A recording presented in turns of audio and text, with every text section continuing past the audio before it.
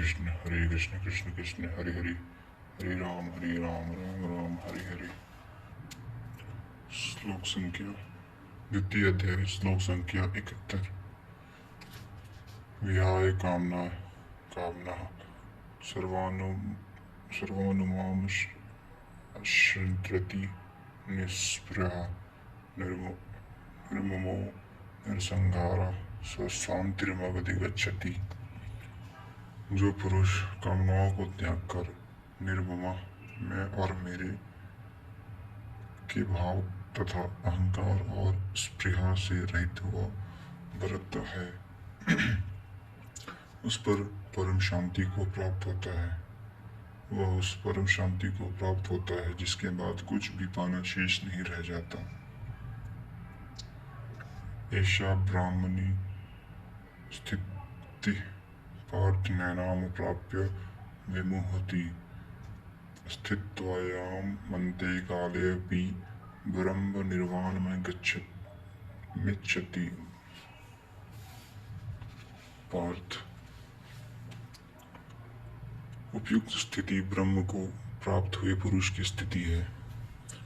समुद्रव्रत उन महापुरुष में विषय नदियों की तरह समा जाते हैं। वे पूर्ण संयमी और प्रत्यक्षता परमात्मदर्शी हैं। केवल अहम ब्रह्मास्मि पढ़ लेने या रट लेने से यह स्थिति नहीं मिलती। साधन करके ही इस ब्रह्म की स्थिति को पाया जा सकता है। ऐसा महापुरुष ब्रह्मनिष्ठा में स्थित रहते हुए शरीर के अंतकाल में भी ब्रह्मनाद को ही प्राप्त होता है। निष्कर्ष, प्राय कुछ लोग कहते हैं कि दूसरे अध्याय में गीता पूर्ण हो गई, किंतु यदि केवल कर्म का नाम मात्र लेने से कर्म पूरा हो जाता हो तब तो गीता का समापन माना जा सकता है। इस अध्याय में योगेश्वर श्री कृष्ण ने यही बताया कि अर्जुन, निष्काम कर्म योग के विषय में सुन, जिसे जानकर तू संसार बंधन से छूट जाएगा। कर्म करने में तेरा अधिकार है, फल में कभी नहीं। कर्म करने से तेरी अश्रद्धा भी ना हो, निरंतर करने के लिए तत्पर हो जा। इसके परिणाम में तू परम दृष्टवा परम पुरुष का दर्शन कर स्थिति प्रज्ञ बनेगा, परम शांति पाएगा। किंतु यह नहीं बताया कि कर्म क्या है। यह सांख्य योग नामक अध्याय नहीं है। यह नाम शास्त्रकार का नहीं अपितु टीकाकारों की देन है। वे अपनी बुद्धि के अनुसार ही ग्रहण करते हैं। और आश्चर्य क्या है? इस अध्याय में कर्म की गरिमा, उसे करने में बरती जाने वाली सावधानी और स्थिति प्रज्ञ के लक्षण बताकर श्री कृष्ण ने अर्जुन के मन में कर्म के प्रति उत्कंठा जागृत की। उसे कुछ प्रश्न दिए हैं। आत्म शाश्वत है, सनातन है, उसे जानकर तत्वदर्शी बनो। उसकी प्राप्ति के दो साधन हैं, ज्ञान योग और निष्काम कर्म योग। अपनी शक्ति को समझकर हानि लाभ का स्वयं निर्णय लेकर कर्म में प्रवृत्त होना ज्ञान मार्ग है, तथा इष्ट पर निर्भर होकर समर्पण के साथ उसी कर्म को प्रवृत्त होना निष्काम कर्म मार्ग या भक्ति मार्ग है। गोस्वामी तुलसीदास ने दोनों का चित्रण इस प्रकार किया है। मोरे पौड़ तनय सम ज्ञानी, बालक सुत सम दास अमानी, जनहि मोर बल निज बलनताही, दुह कहा काम क्रोध रिपु आही। मेरे दो प्रकार के भजने वाले हैं, एक ज्ञान मार्गी, दूसरा भक्ति मार्गी।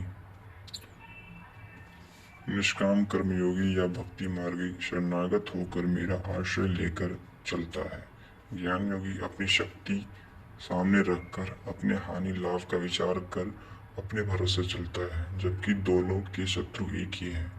ज्ञान मार्गी को काम क्रोध आदि शत्रुओं पर विजय पाना है और निष्काम कर्मयोगी को भी इन्हीं से युद्ध करना है। कामनाओं का त्याग दोनों करते हैं और दोनों मार्गों में किया जाने वाला कर्म भी एक ही है। इस पर इस कर्म के परिणाम में परम शांति को प्राप्त हो जाओगे, लेकिन यह नहीं बताया कि कर्म क्या है। अब आपके भी समक्ष कर्म एक प्रश्न है। अर्जुन के मन में भी कर्म के प्रति जिज्ञासा हुई। तीसरे अध्याय के आरंभ में ही उसने कर्म विषयक प्रश्न प्रस्तुत किया। अतः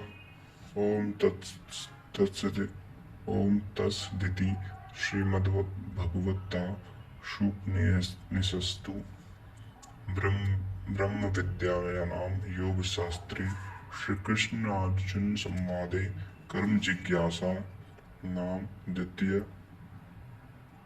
अध्याय। इस प्रकार श्रीमद् भगवत गीता रूपी उपनिषद एवं ब्रह्म विद्या तथा योग शास्त्र विषयक श्री कृष्ण और अर्जुन के संवाद में कर्म जिज्ञासा नामक दूसरा अध्याय पूर्ण होता है। इति श्रीमद् परमानंदस्य शिष्य स्वामी अड़गानंद कृते श्रीमद्भगवद्गीताया यथार्थ गीता भाष्ये कर्म जिज्ञासा नामम द्वितीयोध्याय। इस प्रकार श्रीमद्